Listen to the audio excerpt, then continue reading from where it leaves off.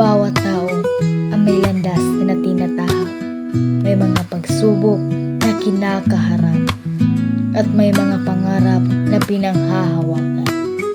Siya ay si Kimberly Ann D. Baloncio.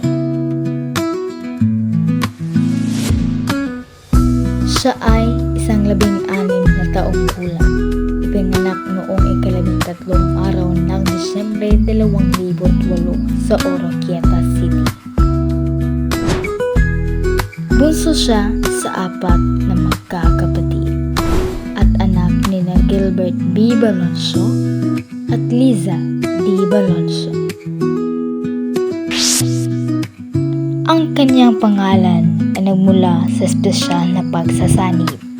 Ber ng pangalang Gilbert, Lee mula sa Liza, at Ann mula sa palayaw ng kanyang lolo. Lumaki si Kim na may 3 nakakatandang kapatid na nagsilbing gabay at inspirasyon.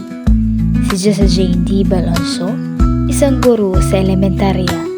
Si Ian Roy D. Baloncio, isang inhinyerong elektrikal. At si Kristen Joy D. Baloncio, isang guro sa sekundarya. Sa larangan ng pag-aaral, ipinakita ni Kimberly ang kanyang dedikasyon. Nagtapos siya may karangalan noong 2020 sa Cosmicagas Memorial Elementary School at may mataas na karangalan noong 2024 bilang Special Science and Technology student sa Misamis Occidental Science and Technology High School. Sa kasalukuyan, siya ay isang grade 12 STEM student sa MOSHS.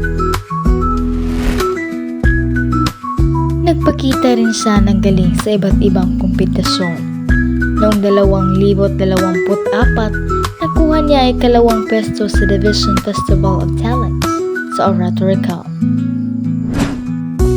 Pagsapit ng 2025, muli niyang pinatunayan ang kanyang husay at wika sa sining nang mapasama siya sa top 3 sa balagtasan mula sa 11 paaralan. Isang tagumpay na nagpamalas ng kanyang talino sa argumento, bigkas at pag-unawa sa kulturang Pilipino.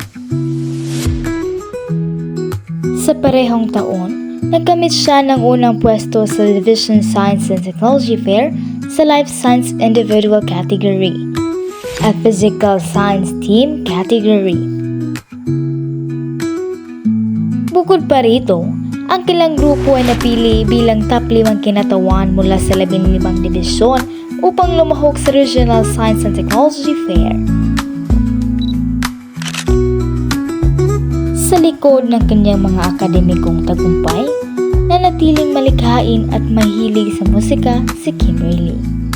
Mahilig siya sa pag-awit at sa pagtugtog ng gitara at ukulele na nagsisilbing pahinga at inspirasyon sa gitna ng kanyang pag-aaral. Si Kimberly ay larawan ng isang kabataang may malinaw na layunin, pananampalataya at determinasyon. Ang kanyang paglalakbay ay patunay na ang pangarap, kapag sinamahan ng suporta ng pamilya at pagsusumikap, ay maaaring maging isang kwento ng tagumpay. Siya, si Kimberly, isang kabataang patuloy na nagliliwanag habang tinatahak ang kanyang landas tungo sa mas maayos at mas maliwanag na